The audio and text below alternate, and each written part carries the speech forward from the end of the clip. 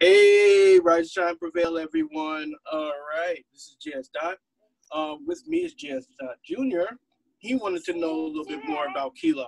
Um, what I'm going to do for everyone is each week I'm going to have an explanation for each, like a little bit of the story, characters, the explanation of each sector or each gate in which the communities are split into.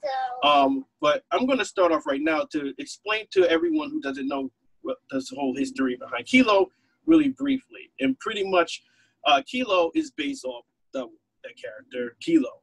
She is sworn in and prophesied to put an end to this war between her kind, which are beings created to utilize telekinetic powers.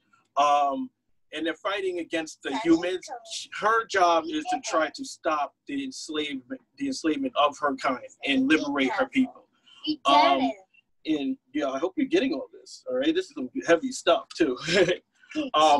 But with that comes a lot of interesting characters, especially when you're talking about the Kyloh. Now, before I get into this week's character, I'm going to explain to you a little bit about the whole concept of Kyloh. Kylohs were genetically created, and the reason being was during this time of war, different nations were fighting to figure out the perfect weapon, the weapon to end all weapons. They didn't want the weapons to be as messy as a nuke, which will, change the landscape and everything like that, like I just did. They wanted something that can be the perfect assassin, the perfect soldier, the perfect, anything that they needed. And they created this idea, utilize telekinesis, and they create these beings known as Kyloh, which have the power to utilize telekinesis in very different forms. You have those who can manipulate fire. You have those who can manipulate earth. You have those who can control wind currents. You have those who are very, very special, who have very rare kinetic abilities, utilizing in the back of their heads known as a kinetic strand, as small as an atom, not even visible to the naked eye, hardly seen or caught on a microscope. These kinetic strands consist the whole pattern and blueprint of their powers, and it helps them utilize, it kind of categorizes them. So with that said, this one character is very, very in particular. Her name is Ladyi. She is very particular because she was considered in pretty much an experiment gone wrong. She was one of the earlier Kyloh that was utilized in the earlier experiments during their beta projects when they thought it was a great idea to splice certain DNA feature from humans and animal and top predator DNA. Her body, unfortunately, did not take well to the experiment, and with that, her body was reduced to just her vital organs, so they had to utilize cybernetic implants for the majority of her body, because her kinetic strand was so rare. They did not want to lose it. So enter Ladyi. She is like a complete war combat system. She can be a surrogate mother. She can be a sister, a best friend, and she can be one heck of an assassin when she needs to be. She is she's like a fully advanced AI, but she has still organics inside of her. She has a small percentage of her brain because of her kinetic strand.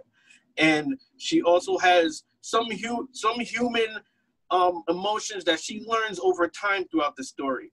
Her greatest ability is the ability to utilize one particular kinesis, and that's known as synthetic kinesis. Now, I'm going to be explaining to you the different kinetic powers on another segment, but right now I'll give you the definition of synthetic kinesis, and it's pretty much utilizing or breaking down one object like this coffee container here and breaking it down to its molecular level and then reutilizing the resources to create something else. That's her power. She uses that through her enhanced telekinesis.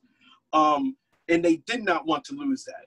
So her powers allow her to do exactly that. She could take a piece of metal or raw material and create something out of it. But the way she does it is through cybernetics and not organic telekinesis, because they lost so much of her organic structure and all of her, like, her nervous system, that she can't perform telekinetic powers the way the normal Kyloh could. So she utilizes an interface system, almost a UI, a user interface, where she initiates, and it's almost like computer generated. So when she has to use the telekinesis, she utilizes her wrist, she pops up her holographic screen, and she utilizes her powers like that. And she also has the ability to replicate, blueprint, and recreate or emulate other kinetic abilities when she learns it. Kind of like how Kyloh is, but it's more of a instinct. Like, she doesn't have to be inflicted with the power. She can see it from a distance. God bless you.